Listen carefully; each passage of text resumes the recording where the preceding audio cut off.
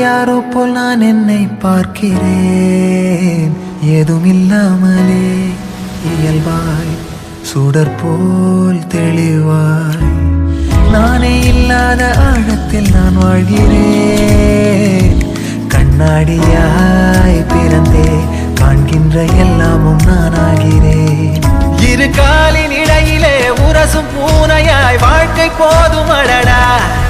எதிர்காணும் யாவுமே தீண்ட